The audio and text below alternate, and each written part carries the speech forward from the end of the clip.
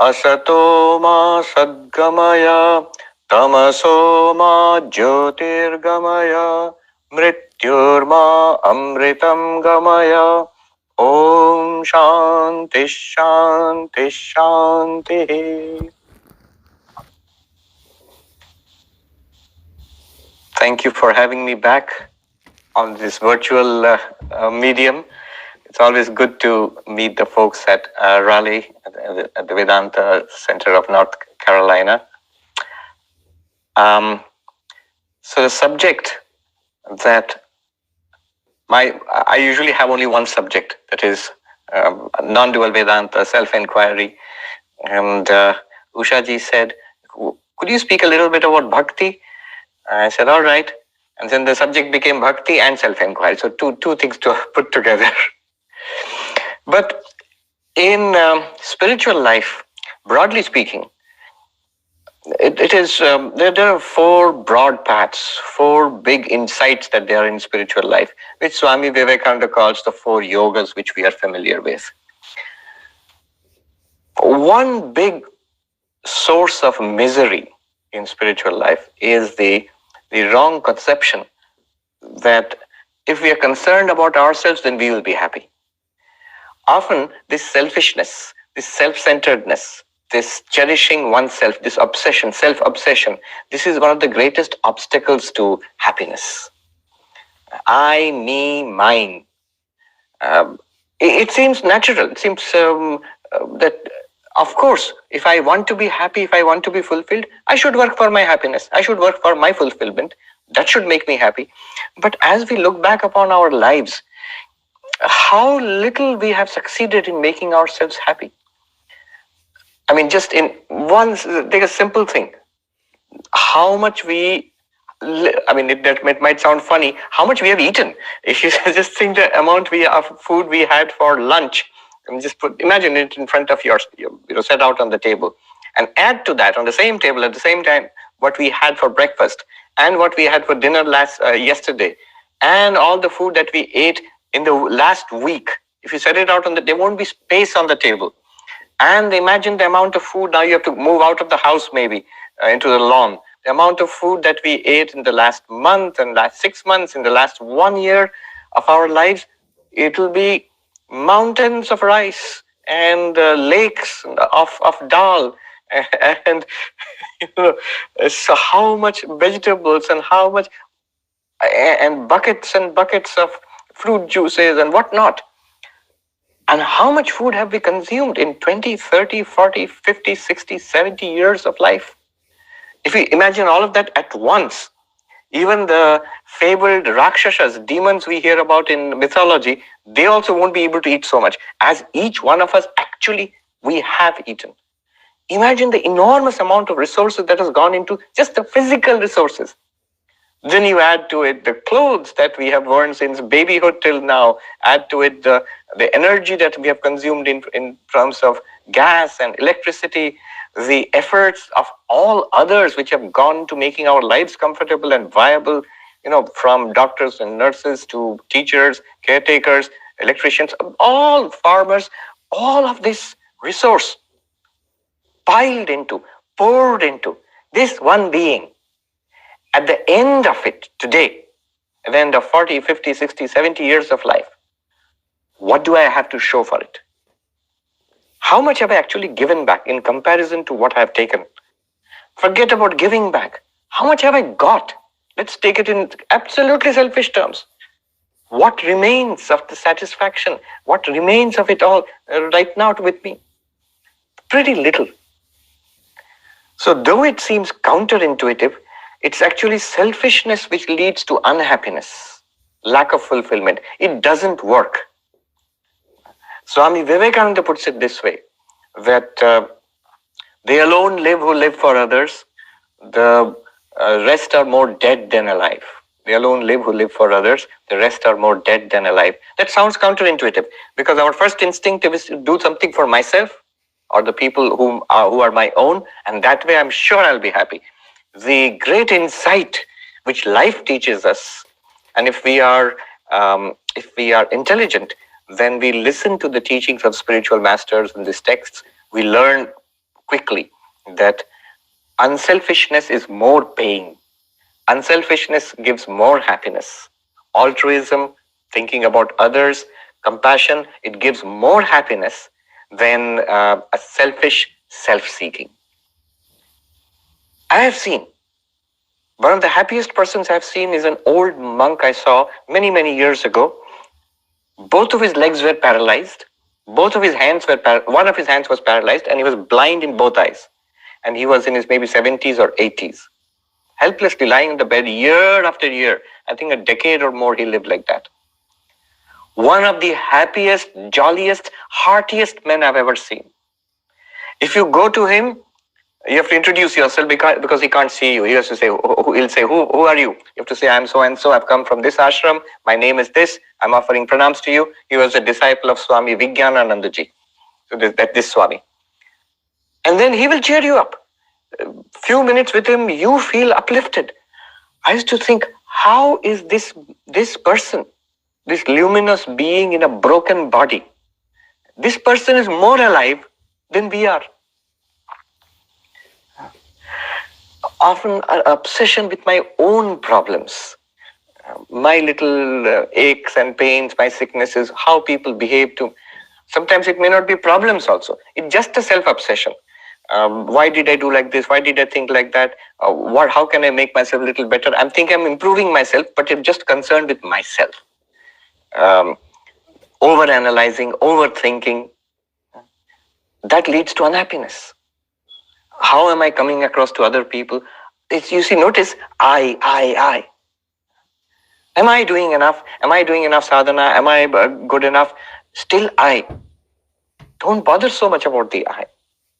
Another monk I heard about, I'd never met him, was a senior monk at our home of service in Benares, a hospital. And he told some junior monks from whom I heard it, that I don't understand what you new boys, the newcomers, monastic novices, you're talking about the problems of greed or lust or anger, or you're not happy in this monastic life. When I became a monk, I remember the hospital was short-staffed, and we had to go and work in the hospital from morning till afternoon because there's so much to be done. People are actually suffering right now. There's no time to think about anything else. I have to go out and help them and rush back to the monastery to grab some food which is already cold because everybody else has eaten and gone, and then no time for the famous afternoon siesta. Rush back to the hospital and work there, miss evening arati, miss evening meditation, come back late for dinner, maybe no food is left anymore. Just go to bed because you're so exhausted, got up in the next morning, started the same routine all over again. Thus 40 years have passed. I have no idea what you're talking about, anger and lust and greed and unhappiness. You see, where do those things come? Idle mind, devil's workshop, the old saying, exactly the same thing. Of course, you have to give credit to this monk that uncomplainingly he lived this life for 40, 50 years. He was very happy did not want anything for himself. He was happy to give. Swami Vivekananda, he says, it is the wise learn this lesson faster. The others, they take a long time. They suffer in life, trying to accumulate for oneself, and then finding no lasting satisfaction there. And then they learn the lesson. What is the lesson? That unselfishness is more paying than selfishness. The spiritual journey is from selfishness to unselfishness. The happiness is not through selfishness. Happiness is through unselfishness. Literally, not in a forced way. You actually feel it. Another example. Once I was conducting a kind of a panel discussion for college students, and on the panel were 4 very interesting young people. One was a person, engineer and management, MBA, who has started a orphanage for kids who have no parents, with thousands of kids. Another person was a brilliant mathematician who never got to go to go to Oxford because of the poverty of his parents.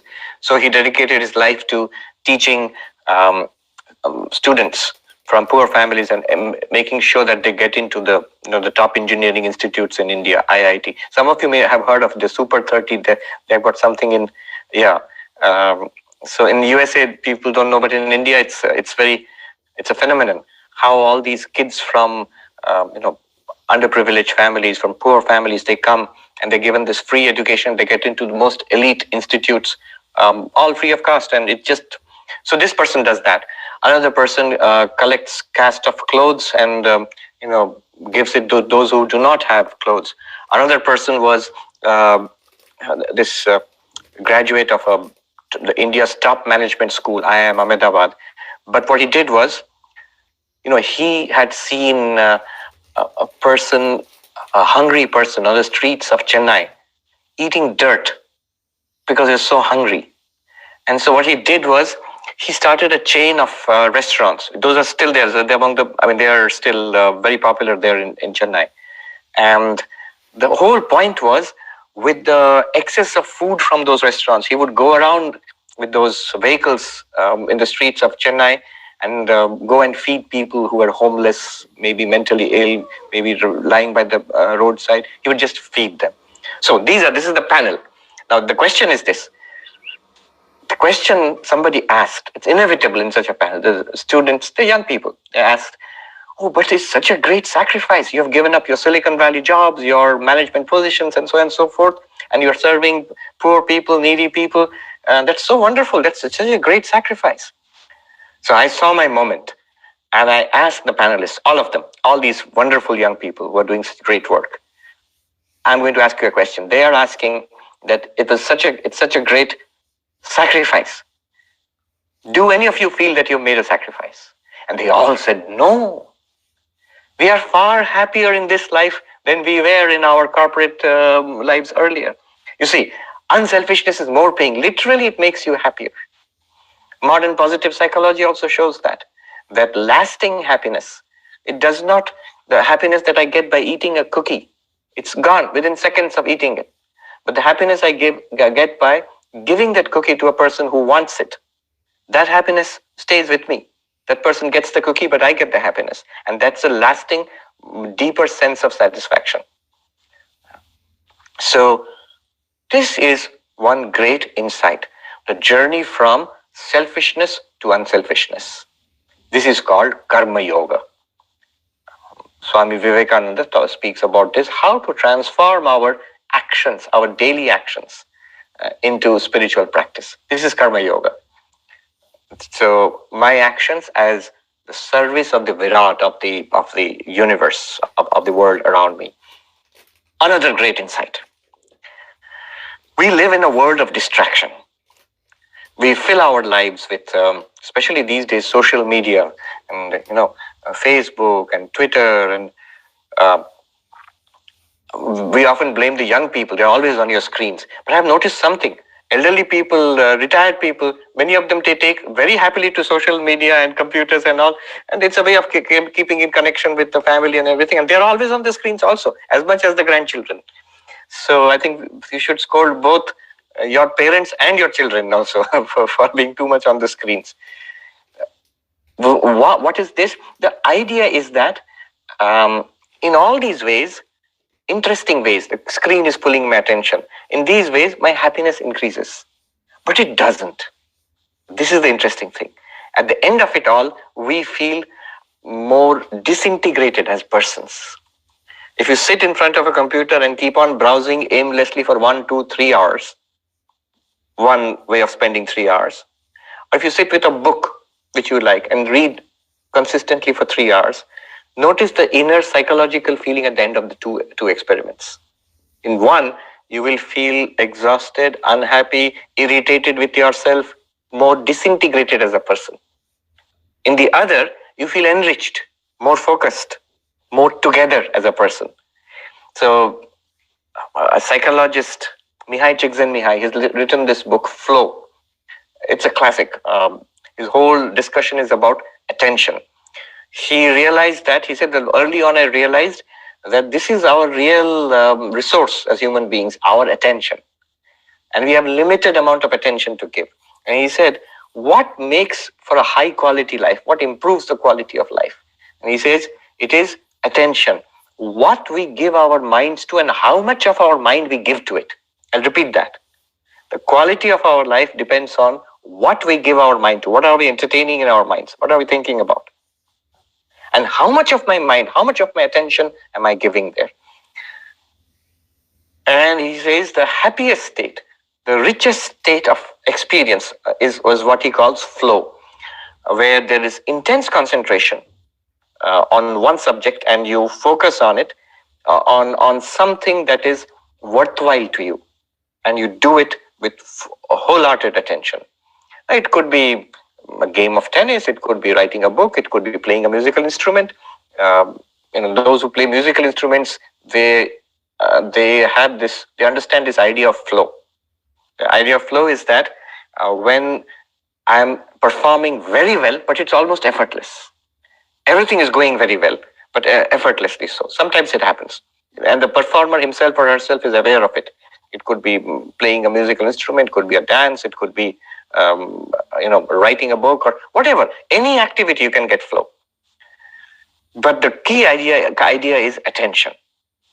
These days, Swami Vivekananda himself says, the difference between an ordinary person and a great person is in the degree of concentration. The greatest of minds had one thing in common, whether they are scientists, painters, writers, whatever they are, spiritual masters, one thing in common, and that is concentration. Why only great people like that? I noticed, whether it was at Harvard last year or I always love going to universities. When I was in Raleigh, I went to the university there also.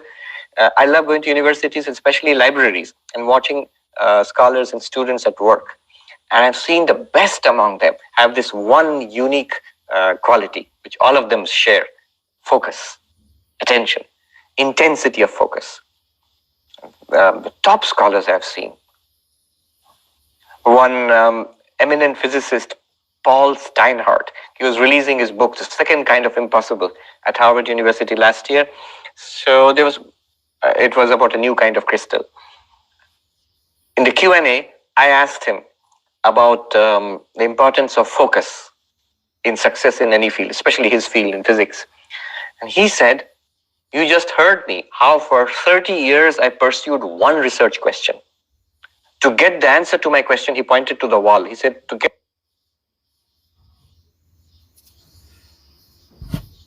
the answer to my question, I can go through that wall. That's the kind of focus and intensity. All of them have it. All these great people. Swami Vivekananda himself had immense amount of focus or concentration. We know the famous story of his disciple, Sharat Chandra, coming into his room in Belur Mutt. In those days, reading the Encyclopedia Britannica, the actual physical books, not the website or the DVDs. And Sharat Chandra says to Swami Vivekananda that it's impossible for one human being to read all these books, there's big fat volumes in one life. And Vivekananda said, why do you say so? I have already read 9 volumes. You can ask me anything from those volumes. And Sharat Chandra did so at random, picking out the volumes.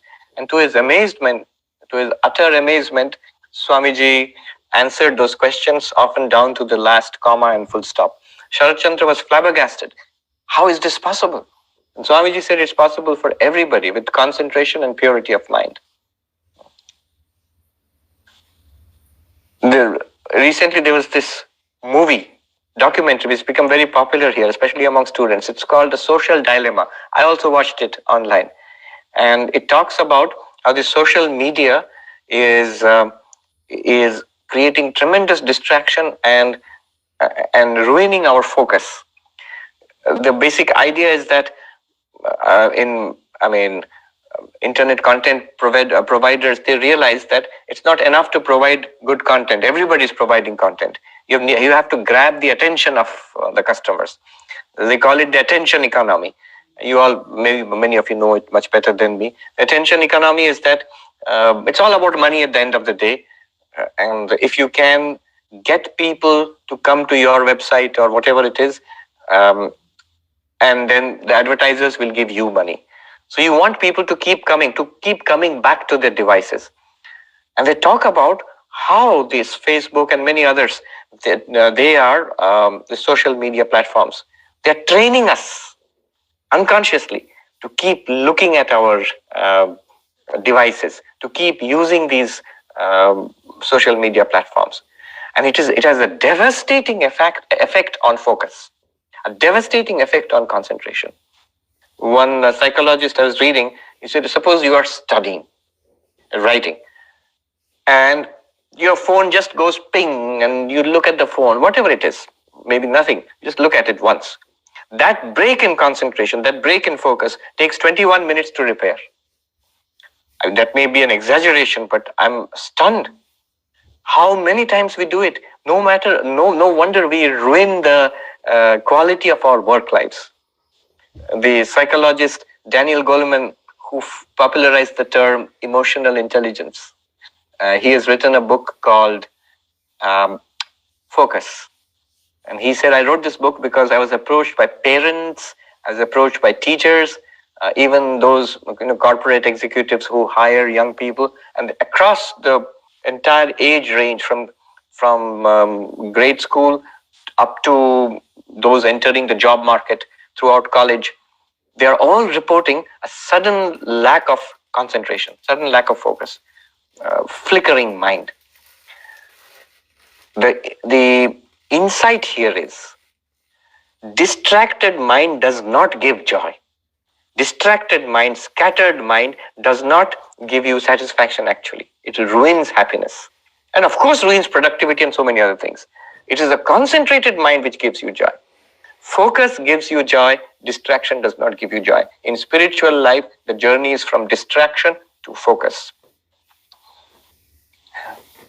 This is called Raja Yoga or Dhyana Yoga, Swami Vivekananda calls it, the science of focus. Everything, he says, that we have done, it comes by the power of concentration of the human mind. All knowledge is revealed to us by concentration of the human mind. Just a little thing I'll add here, I can't resist. I read somewhere, scientists, they object to these ideas. It's not your concentration on anything, brilliance of the mind. It's a scientific process by which you do trials and test a hypothesis, and then it will generate some theory, and there'll be peer review, and finally you come to a conclusion.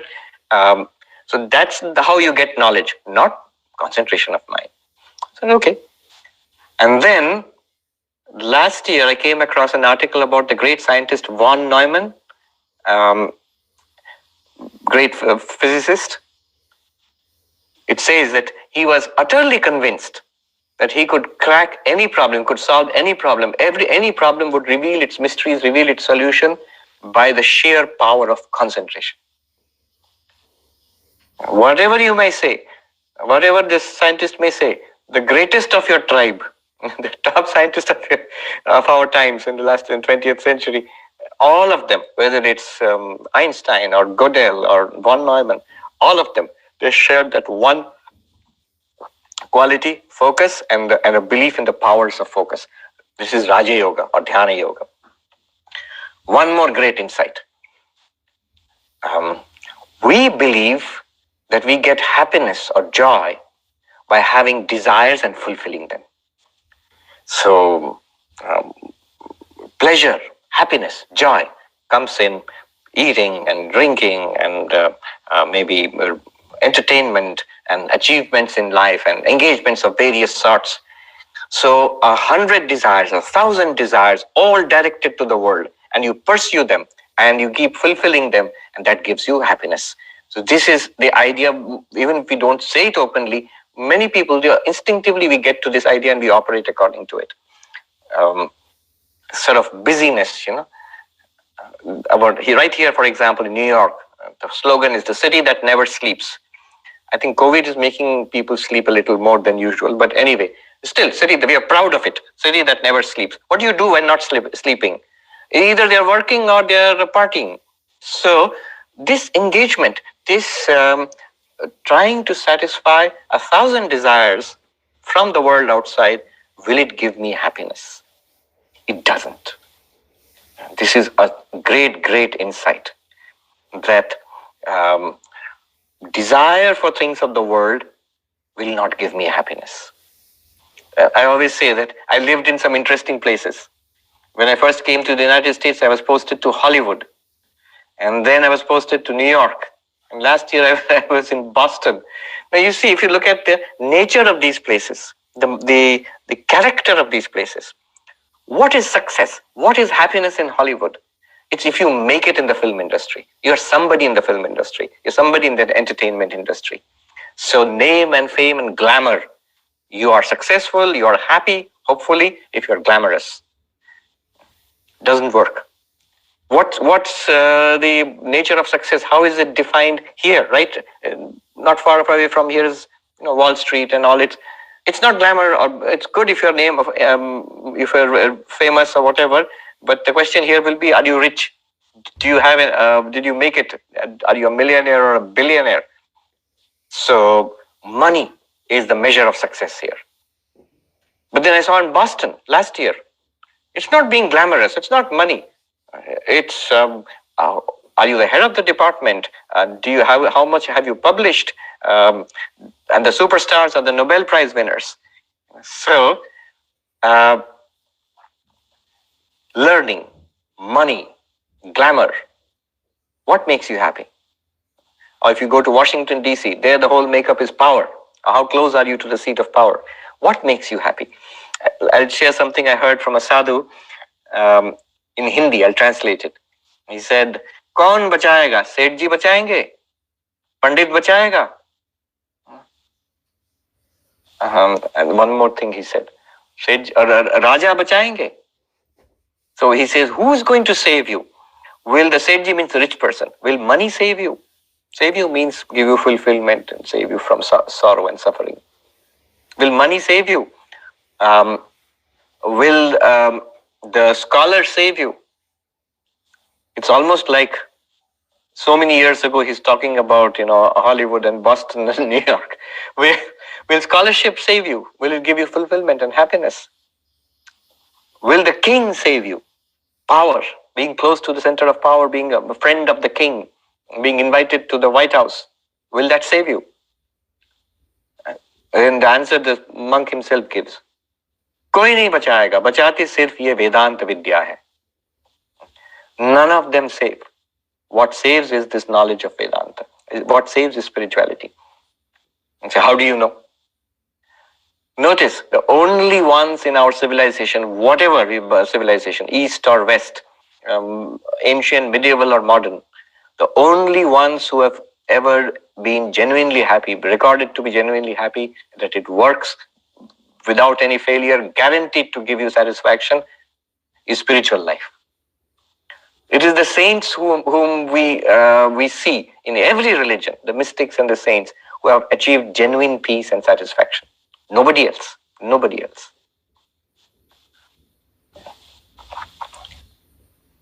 Erich Fromm, the great psychoanalyst, he said that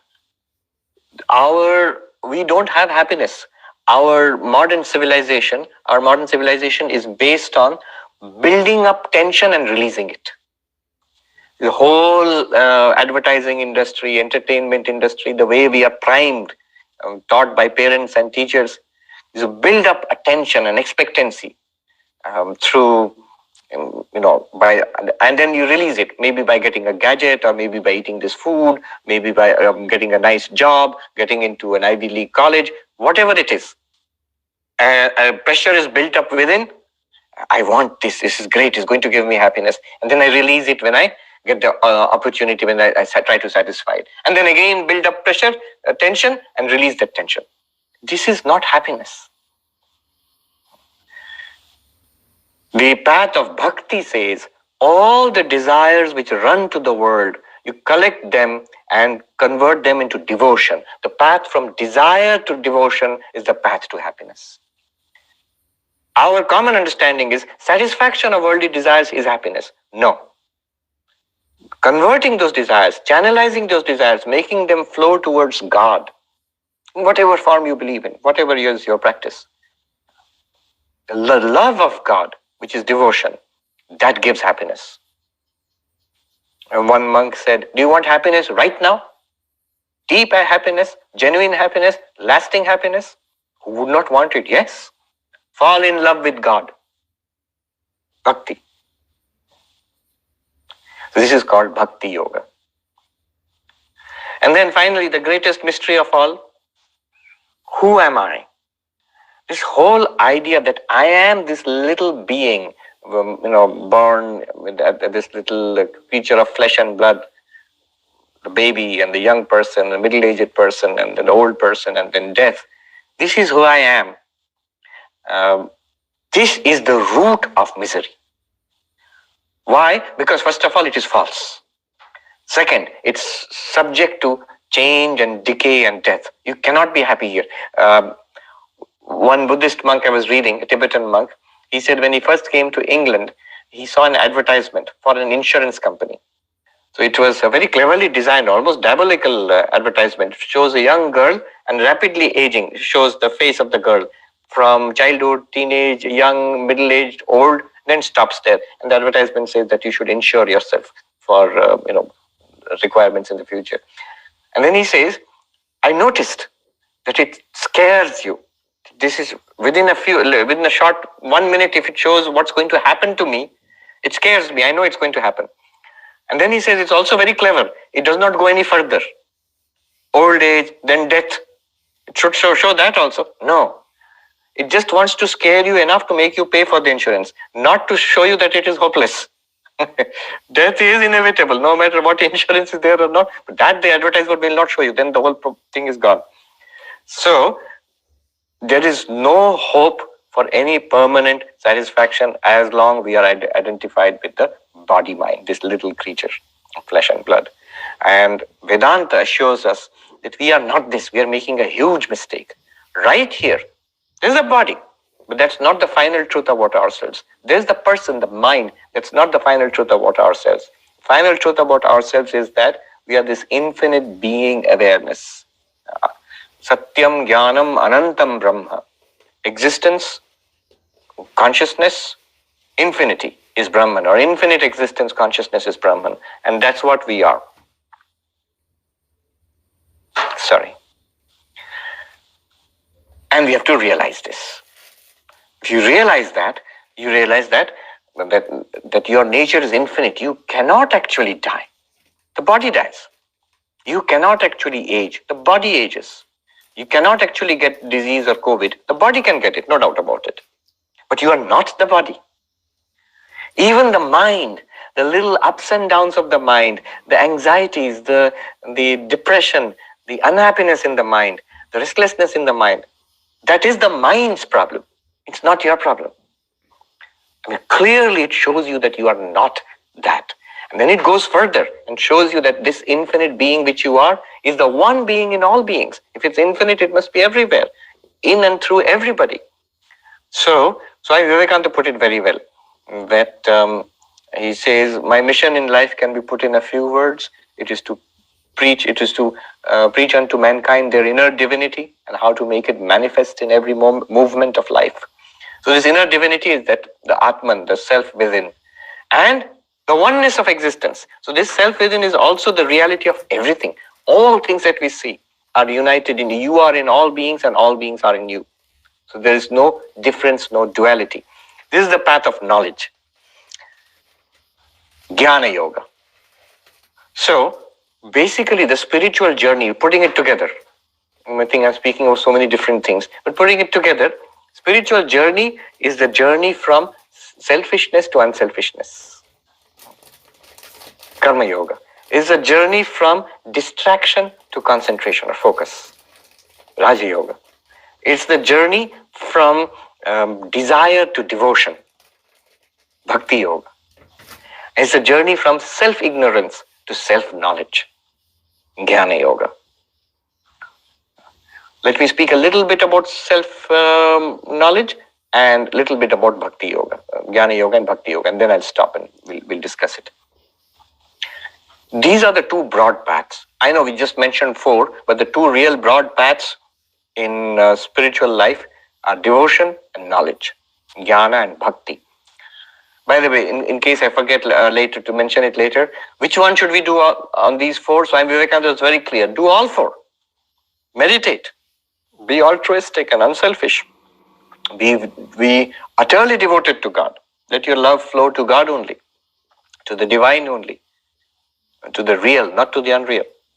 And be centered in the knowledge of the self, that I am the infinite being, I am the absolute. Thus lead your life. So, one sadhu said in Hindi nicely, there are only these two paths, jano ya mano. Either you know it or you believe it. Jano means the path of knowing, and mano means the path of believing it. The first one is the path of Jnana Yoga, the second one is the path of Bhakti Yoga. Now the second one, believe it, have faith. This is what the world generally identifies with religion. These ideas were clear in India, but not so in the rest of the world. And even in India, among many people, the idea is that religion is faith. In this country, in the United States, the word for religion is faith, believe in something. So that's correct, mano. That's the path of, you accept it on faith. But the path of know it, that's the higher path. That's the higher spirituality. You can actually know it, realize it, experience it for yourself here and now, because it's an accomplished fact. Spirituality in Vedanta, Advaita Vedanta, in Jnana Yoga, the journey is not from this place to some other place called heaven, in journey in space. It's not from now to somewhere later. After death, you will see God, something like that. No, not even that. It's not a journey from yourself to something else called God. In Jnana Yoga, it is said that the reality which you are looking for is everywhere, and therefore here. If it is everywhere, here also, why do you have to wait for going to heaven? It is all the time. If it's all the time, then it must be now also. Why do you have to wait for something to happen later on? It must be right now, fully available to me now. And it's not the journey from yourself to something else. It is you. All you have to do is inquire into yourself. So something which is available right now, here itself, and it is I, and yet it doesn't seem to be obvious to me, then what is the journey? What is the spiritual journey? What is the problem? The problem is ignorance. And the solution is always knowledge. So in the path of Jnana Yoga, the spiritual journey is from ignorance to knowledge, from not knowing, not realizing, to knowing and realizing.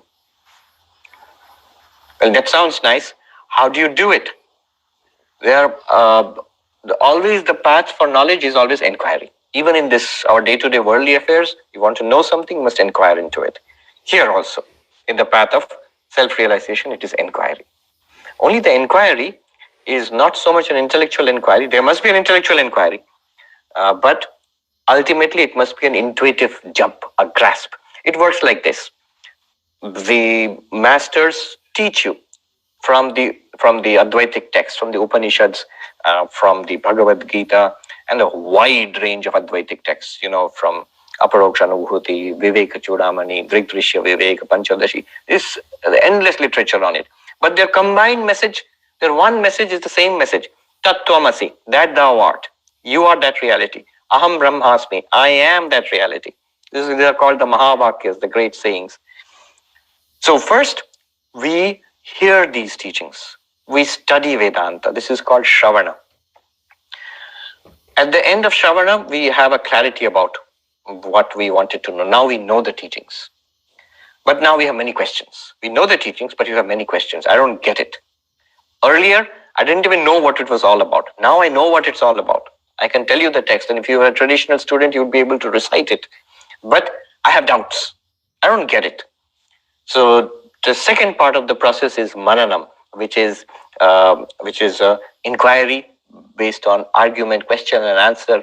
Or in the traditional format, Purva Paksha and Siddhanta or Uttara Paksha. That means opponents, different points of view are raised, and problems with your position are raised, and you have to know the answer to each of them. Very logical, very rational, reason-based inquiry.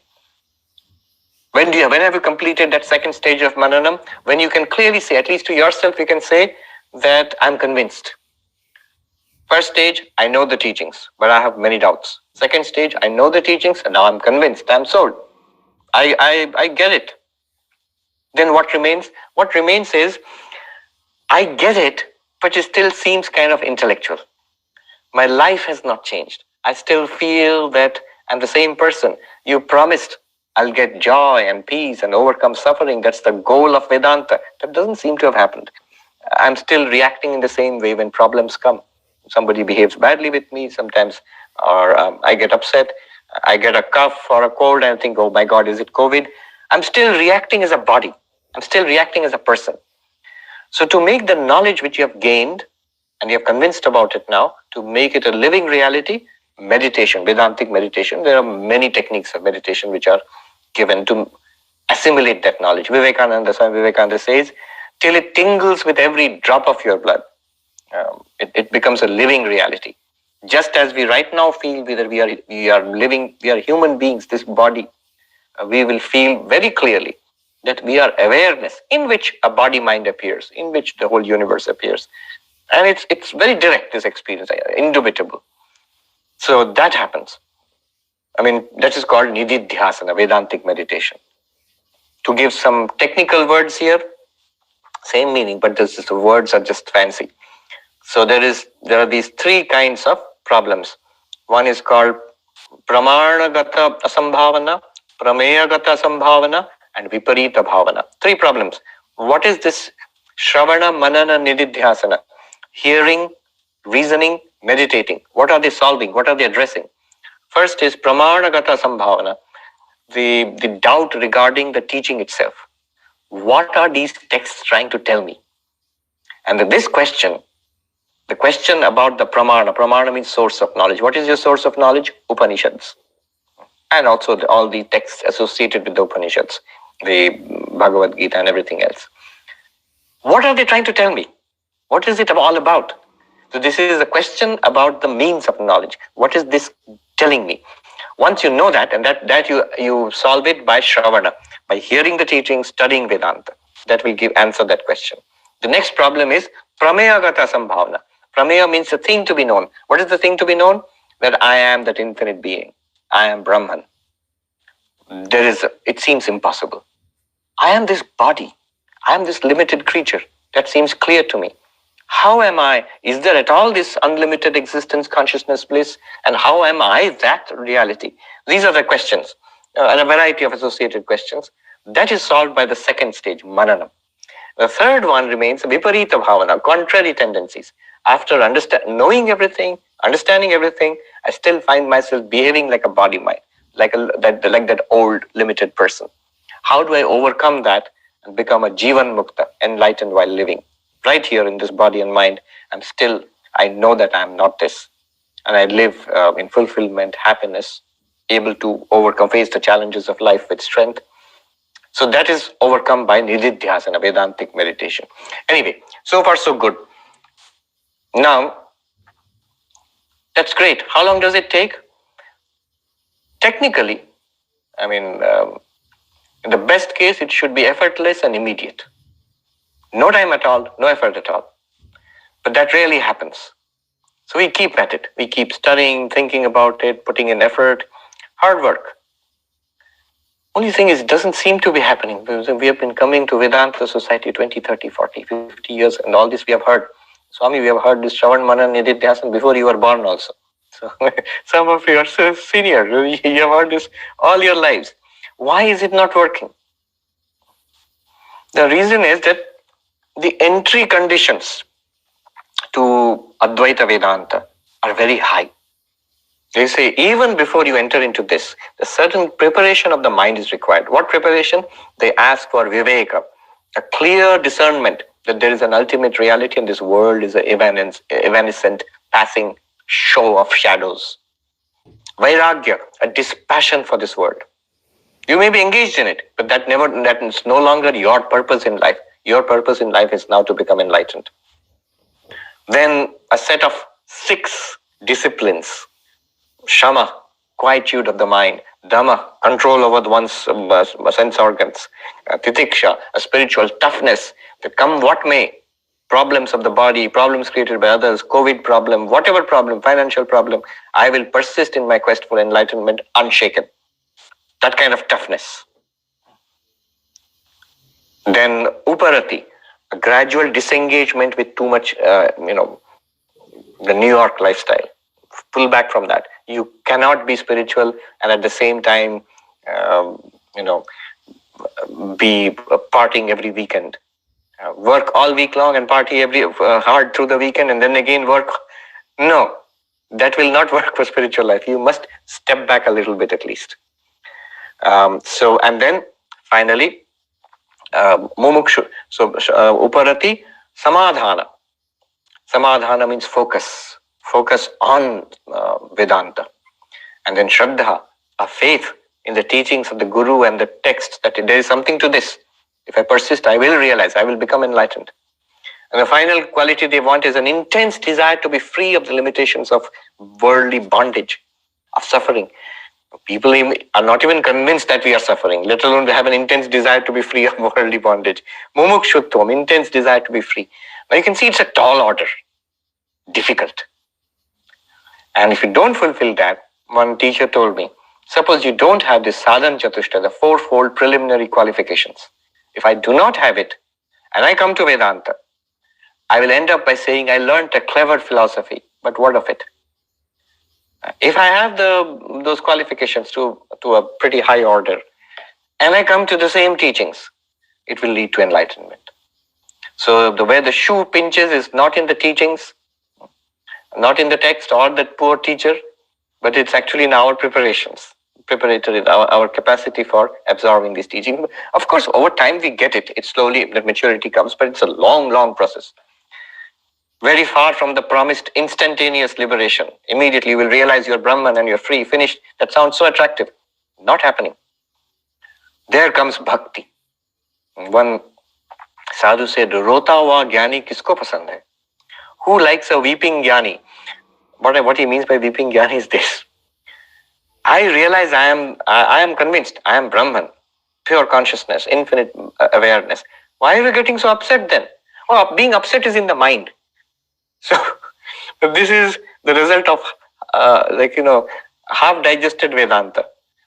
That so what if I get upset? So what if I am abusive or I get annoyed with you and yell at you? That's all in the body mind. I'm not the body mind. The body mind is doing these things. No, that won't work. As the teacher said, who likes a weeping, complaining, grumbling, enlightened person? That doesn't somehow match.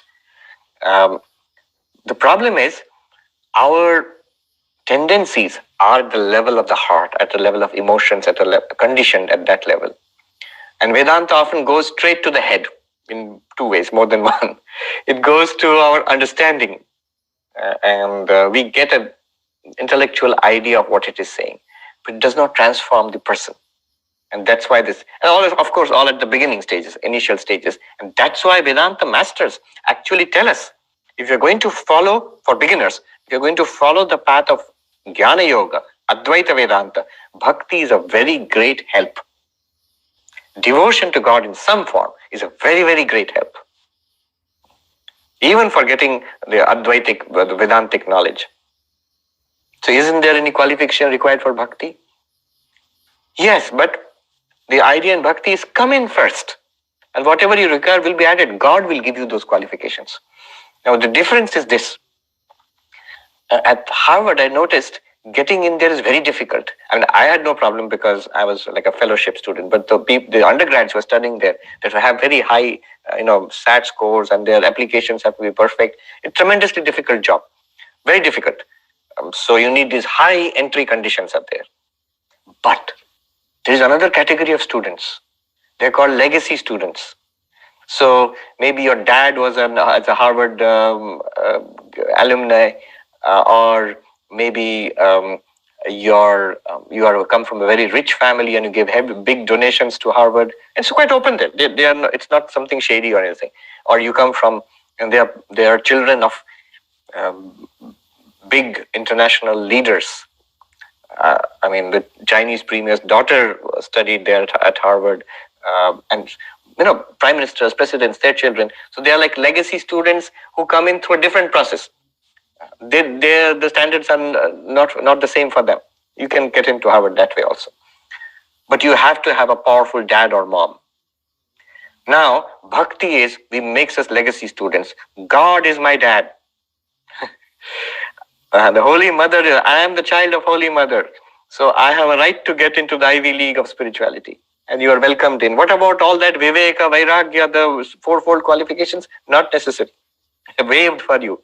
Because you are the child of the Holy Mother, you get a free pass into the Ivy League of spirituality. Bhakti says, just come. Just start. Add God to your list. Vedanta, I and mine you have to give up.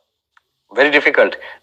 Bhakti says, you don't have to give up. Hold on to your I and mine. Whatever you think, your husband, wife, children, grandchildren, computers, gadgets, social media platform, Facebook likes. This one funny story about, or sad story about Facebook, like I heard recently. One lady in India, husband is rich, very well-to-do, children have grown up and gone and well settled. This lady, she is a housewife, a sort of retired housewife in the sense, not much to do. There are servants to take care of everything. And she starts a cooking show. She's good at cooking. And puts it on social media. Now, all she does all day is trying to promote that and unhappy because not getting enough likes. Now see, happy, nice life, nicely spoiled by your social media presence. So, how strange, a virtual thing, something that, Vedanta says this whole world is Maya. We have put one more layer of Maya over that. The world is Maya, we put a layer of Maya over that also. Upanishads say, why do we not realize God? Why do we not realize that we are Brahman? It says, Paranchi khani vetrinat swayambhu tasmat parang pashyati nantaratman. Kathopanishad. Our senses are turned outwards. So we continuously flow outwards and we see things outwards. We do not see the self which is within, which we are already. We don't see that. So I mentioned it in a talk that this is why we do not realize it. Now, there was one Surya Kanti Tripathi, so a very, very learned lady. She was our India's ambassador to Spain and retired. She was presiding. She stood up and said, Swami, what you said, if that was true, that also would have been good if people are seeing the world outside. But that also we are not seeing. We're looking at the screens nowadays, not even looking at the world. If you looked at the world, nature, that's something. I see in Central Park all the time, not so much now, but when tourists come, beautiful. The lake and the trees and everything, especially in contrast to the concrete jungle just beyond it. But nobody's looking at that. They're all looking through their screens. Always selfie, picture, not actually directly seeing the thing with their own eyes. So there's like a virtual world we have put between ourselves and this world.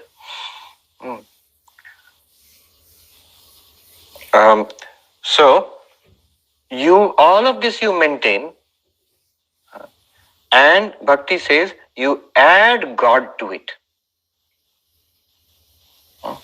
For all the things you have got, add God. One more thing you add. My house, gadget, my social media platform, my likes and dislikes. Bhakti says, add one. Jnana says, give all that up. Stop that nonsense. Otherwise, Jnana will not work. Bhakti says, doesn't matter. Do one thing. Just add God to it. You have 100 things in your life. Add 101 God. After dog also, if you want to put G-O-D, God. Then what will happen? Magic will happen. God has a way of taking over your life. If you direct love towards God, God loves you back. God loves you, but we don't see that. And slowly that becomes the most important thing in our lives. It spreads over our lives. Devotion comes to God and we begin to see more and more that is the central thing in our lives. So Ramakrishna says, little children play holding on to a pillar, going round and round, and they're thrilled by whirling around. Very careful not to let go of the pillar because they know if they fall, they'll be hurt. Similarly, hold on to God. Do your work with one hand, holding on to God with the other. Once the work is over, hold on to God with both hands. And make it a habit. Let God be the pillar. Let the name of God be the pillar. Let the Guru's instructions be the pillar you're holding on to. As we go on in life, we begin to see there's nothing more important, nothing nicer than that. That is the source of joy. So why will love God, will not love people in the world? You will love people in the world better and more genuinely if you love God. You will see the reality that God is in everybody and you are loving God in them. Isn't that kind of weird? You're not loving the person, you're loving God in them. You're loving the real person. God is that real person. What we love as human beings is just a shadow. It's a continuously changing entity and mostly composed of our own fancies and expectations. So, bhakti, it spreads over your life. Now, the higher bhakti, there's a lower bhakti and a higher bhakti. The lower bhakti, it starts with that. Many things are there in my life, and God is also there in my life. And God helps me in my life. I need strength. I need somebody to hold on to. I need somebody to pray to. Somebody who will protect me and solve my problems. Generally, my life is better if there's God in it. Nothing wrong with it. Sri Krishna in the Bhagavad Gita clearly says 4 kinds of devotees.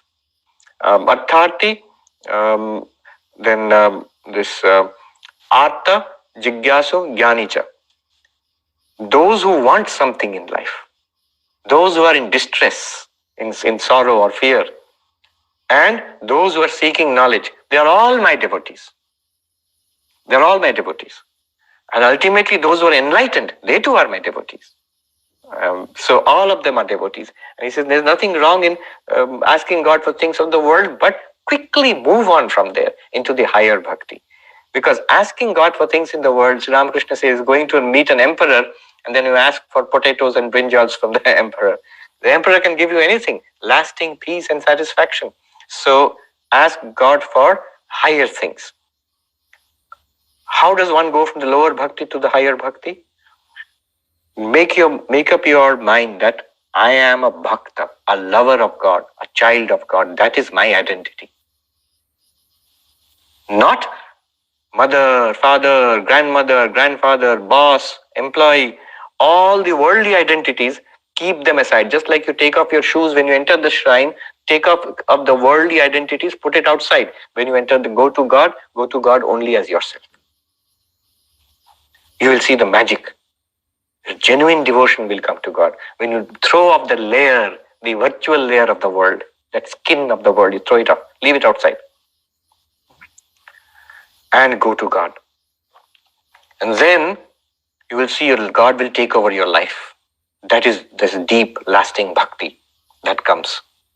That is the higher bhakti. I am a lover of God. God is mine. I am God's. And nothing else matters. Everything else will be done.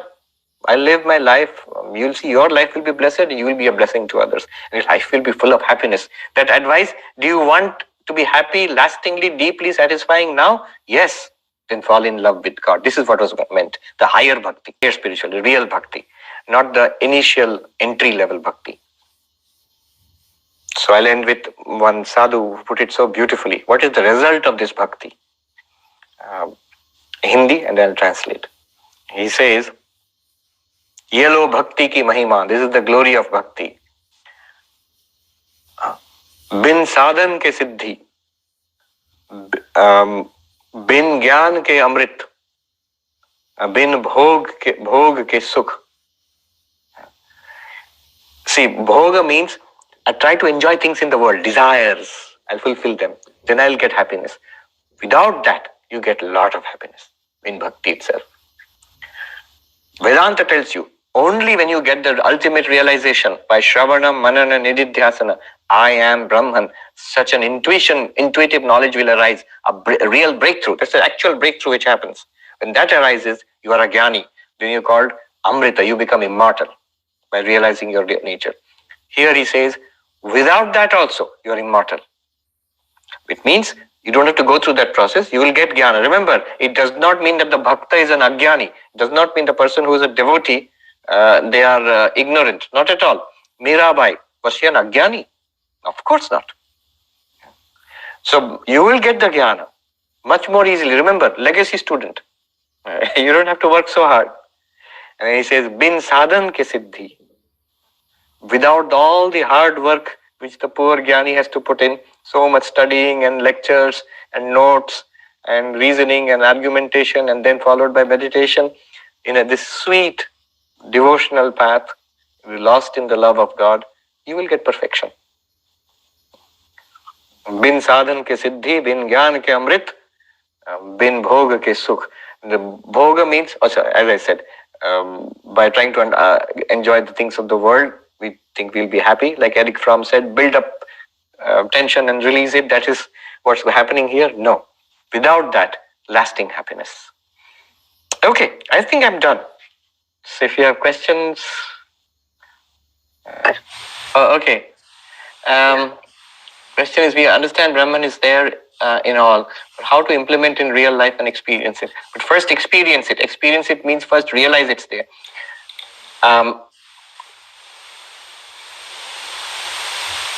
If one really understood that what Brahman is, in what sense Brahman is there right now, this question wouldn't arise. If I really understood that, it's like saying that I know I am sitting in the Vedanta Society of New York, but how do I experience it? How do I make it real? You are experiencing it. If you come and sit there in non-COVID times, you're sitting there and you say, yeah, how do I get to the Vedanta Society of New York? And if I say to you, you are in the Vedanta Society of New York, but no, I don't get it. How is this Vedanta Society of New York? Then I say to that person, all right, get up, walk out of the door, take a left turn, walk around the block, then come back to the door, ring the bell, we'll open the door, come back in and sit down. Then you will feel you are in the Vedanta Society of New York. It's the reality right now. Every process of inquiry in Advaita Vedanta shows you what Brahman is, and you are supposed to, it's an intuitive way of grasping it. If you see the Drigdrishya Viveka or the Aparoksha Anubhuti lectures, you will see what is meant there. Or somebody just got registered. Swami, Arvind has a question, Arvind. Where is Arvind? You can ask. Namaste, Swamiji. Yes. Namaste, Swamiji.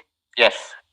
My question, Swamiji, is Advaita Vedanta claims that it's the Turyam, or the ultimate reality that exists in all of us, in all of our bodies. So my question is, what is it that leaves the body when we die? Because that is different from every individual. Correct. And so what leaves the body when it dies? What happens at death? What dies? The physical body dies. Sthula Sharira, the physical body. Nobody has any doubt about that. You burn it, bury it, whatever. But what leaves the body is what is called the subtle body, Sukshma Sharira. What is the subtle body? It is comprised of, in one account, 17 parts. You have the 5 pranas, you have the 5 sense organs, not the physical organs. Physical organs are obviously part of the physical body, it will die. But the capacities, and the 5 motor organ capacities, and the 4 parts or the 4 parts of the Antakarana. If you take it as 4, it will become 19 parts of the subtle body. Mana, Buddhi, Chitta, Ahankara. That's the subtle body, and that leaves the body. Think of it like, say, a computer and its the data in it. So when the computer dies, for example, the data is not lost. It's saved in the cloud, and you can download it into a new laptop when you get it. So the laptop is like the physical body. It's dispensable. You can dispense it, and you can get the same data into the next machine you get. So what goes from lifetime to lifetime is the Sukshma Sharira. And together with that, there's something called the Karana Sharira, causal body. That also goes from lifetime to lifetime. In Advaitic perspective, Atman or Brahman is everywhere. It is not something that comes and goes. It's always there. Okay, Swamiji. Just one another question. Yes. If it is the same Brahman which is getting manifested and reflecting as all of these bodies, then if the mind realizes the Brahman, why don't, if one mind, it's the mind only who realizes the Brahman, right? Correct. Okay, so does that mean that mind is more powerful than Brahman? Not at all. It's the mirror which reflects your face. But which is more important, your face or the mirror? So mind realizes. Ignorance is in the mind. Knowledge also comes in the mind. The mind is an instrument. It's the instrument with which ignorance engages us in samsara. When ignorance is overcome, knowledge comes, we are freed of samsara. In both cases, we are Brahman. Already always perfect, always free. In one case, we do not know it. We think we are the body-mind and we are whirled around in samsara lifetime to lifetime because we think we are body-mind. Body after body we dispense, we pick up other bodies by the force of our past karmas, propelled by our desire to fulfill, our unfulfilled desires, picking up new desires by the way, on the way in the journey, picking up new karma, good and bad on the journey. The whole process stops when we utilize the mind and the body in spiritual life and we realize I am Brahman, I'm none of it. I am the screen, I'm not the movie. I'm not part of the journey which is depicted in the movie. Yeah. And one more question, Swamiji. How do we practice Karma Yoga in our workplace? Because that is the place to practice Karma Yoga. Earlier I was doing it, I'm being paid for it, I want to rise in the corporate ladder. Those are the goals. Now, those goals become subsidiary, secondary. It will be there. But my main goal now is I want to become enlightened.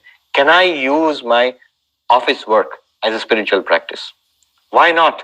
If Arjuna could use that worst kind of activity, which is a battlefield, which is horrible, involves fighting and killing, if that could somehow be converted into a duty to be done, why not our day-to-day work in the office? Do it as the same salary you will get, the same work you will do, everything will go on as before, but internally your attitude has changed. This is an occasion for sadhana, for spiritual practice. I do it, mentally offer it to the Lord. My goal is, it brings me close to the Lord, reminds me of the Lord, enables me to worship my Lord, and that's my whole purpose in this. Thank you, Swamiji. Thank you very much. It answers my question. Yes. There are some people that you can just, right. Swamiji, this is Naren. Yes. It's very you are happy to interact with you again. Yes, Swamiji. This is the Naren who met here at North Carolina Center when you came last time. Swamiji, my question is I know you mentioned that mind is the one realized, right? So mind is also part of similar to the body, right? Like material thing. It's a material, yes. Right. Then what exactly? Who is that is realizing what? If you ultimately go down, right? That, I think that comes down to who I am. But who realizes what? Yes. It's not entirely true to say that the mind realizes, because mind being material, right, it does, ultimately by itself it does not realize. It's like saying, at night, who illumines the world? The dark world is illumined by whom? By the moon. But it is implicit in there that the sun is shining, sunlight is falling on the moon, and it is reflected to the earth, and we are calling it moonlight. So when I say moon is illumining the earth at night, I actually mean the sunlight is still illumining the earth, but it is reflected through the moon or from the moon. And now we are calling it moonlight. So when I say there is ignorance and there is knowledge and there is realization, mind, I'm talking about it, it is still the Atman. The Atman reflected in the mind is called the Chidabhasa.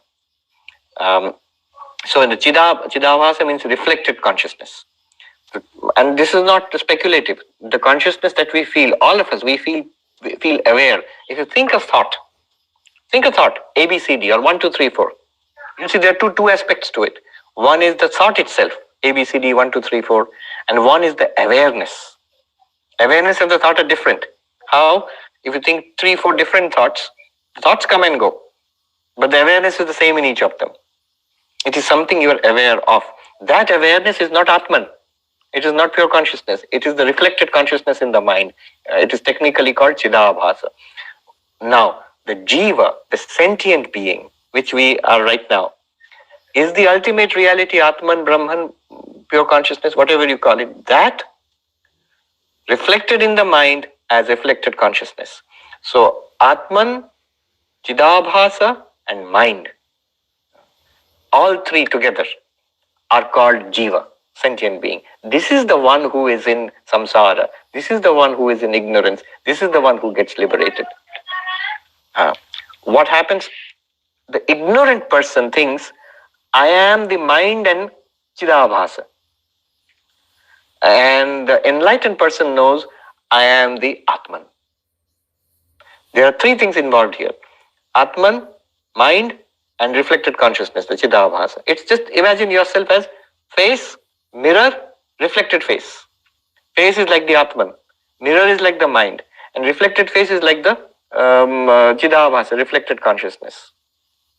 Now, the ignorant person thinks, oh, I am that one. What is that one? That reflected face, and that includes the mirror. Without mirror, no reflected face. That thing is I am. And the enlightened one thinks, no, that dude looks like me, but I am not that. I am the face. The face, notice the interesting thing, reflected face is seen, real face is unseen. In the moonlight example, light reflected from the moon is seen, but it's not really the moonlight, it is the sunlight, but sun is unseen at night. You are the real face, but you are not seen. What is seen as an object is your reflected face in the mirror, which is indistinguishable from the mirror. It is literally the mirror which is reflecting your face. Ignorant person thinks mind and awareness in the mind, that is my reality. And that's most of us, we think that.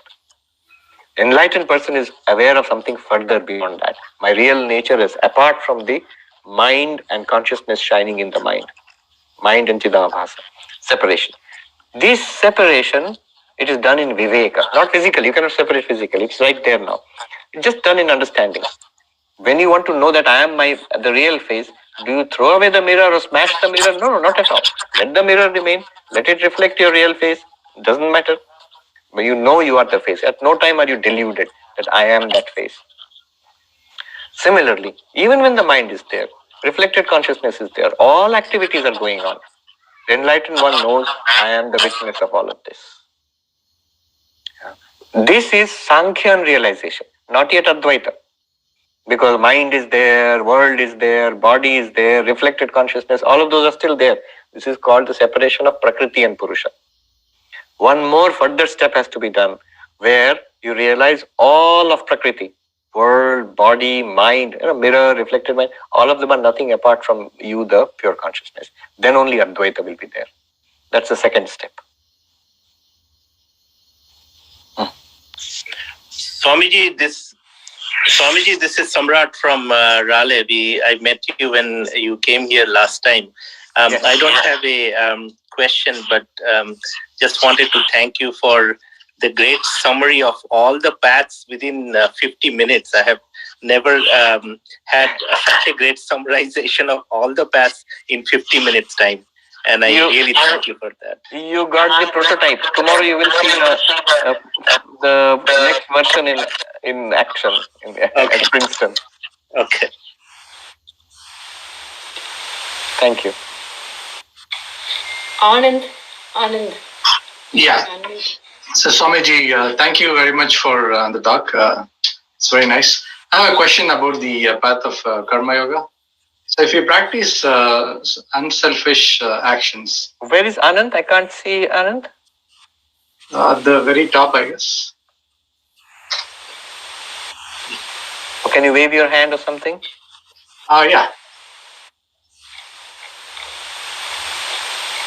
I just waved. Okay. Okay. All right, go on. Yes. So if you practice unselfishness, especially in an environment where there are a lot of, say, relatively more selfish people, will it not lead to exploitation? Sri Ramakrishna used to say, Bhakta hovi to bhoka hovi keno. If you are a devotee, you don't have to be a fool. You can take care of yourself. You don't have to be stupid to be a devotee. So, yeah, you will not allow yourself to be exploited. A devotee, a spiritual person is wiser than the ordinary person. Often, you may allow yourself to be exploited only, but you know it fully well. Your attitude is like, often I've seen little children, infants, they manipulate their parents to get what they want. And by crying or by being sweet or whatever, they try to get some things which they want by manipulating the parents. And the parents know very well that the child is trying to get something out of me. But it's fun for the parents to give the child what it wants. Similarly, a spiritual person may appear to be simple and not worldly wise, may even appear to be exploited by the worldly person, but the spiritual person knows the worldly person through and through. I have seen senior monks, spiritually advanced people, they seem to understand much more than the so-called smart person in the world. They see through. They see through instantly. There is a saying, nothing is as confounding to the clever as simplicity. We have one more, Naren. Yes. Hello, Guruji. Okay. Thanks for having it. I saw a lot of your videos, at least 20 from your correct videos, a lot of stuff. So I want to continue on my friend Naren's question a little bit more. So we all understand we don't have a I-ness, we need to remove our I-ness. And Naren, or anybody's name is just temporary. It may be my birth 50 or birth 100 or whatever it is, right? And we are going to take the birth, maybe, or maybe if we don't get the salvation this janma. The question is, what is our real identity? So, for example, Naren, the other janma I may be a dog, the other janma I may be one more animal, or some janma, human. I have something that Atma or the part of the God, right? We are all part of the God. We realize what is that. So where is this all? And when I look at the higher lokas, we are all sitting there. All these Atmas, we are all sitting there. But some identity is there, right? I have a one-word answer to your question. Awareness. Same as consciousness, same as Chaitanya, same as Chit. Yeah. Notice, wait, no, not yeah. Notice one thing which is common to Naren, and if somebody was a dog, somebody was in a higher world as a devata, somebody is an insect, whatever it is, would you not be aware? Would you not be aware? Wouldn't awareness be there? Awareness will be there. What is that awareness? I'm Atman. Don't give an answer immediately. Notice it within yourself. Just as you notice your body, just as you notice the question in your mind, notice the noticing itself. That which registers everything and now is not registered by anything else. One of the hymns of Sri Ramakrishna says, Yo vetti sakalam nachayasya vetta. One who knows everything, but for whom there is no other knower. Upanishad says, Vigyataram are kena vijanyat. By what will you know the knower? Whatever birth you take, whatever situation you are put in, you will know that situation. Who or what is that knower? That is what Advaita is pointing towards. Advaita is not interested in our our birth. There's a very interesting, like a story. Somebody came to a sadhu with questions. I have so many, this problem, that problem. And the sadhu shouted at this person, I'm not interested in your problems. He was so shocked, he's so cruel. No, I'm not interested in your problems. I'm interested in you. Which means you and your problems are different. You and your birth as Naren, as something else in earlier birth, something else in next birth. Bodies are born and die. Thoughts are coming and going. But one which experiences all of them is this consciousness. That you are. You must focus on that. All right, so we have to wrap it up. Let me just do a Shanti mantra. Om Shanti Shanti Shanti Hari Om Tat Sat Shri Ramakrishna Arpanamastu.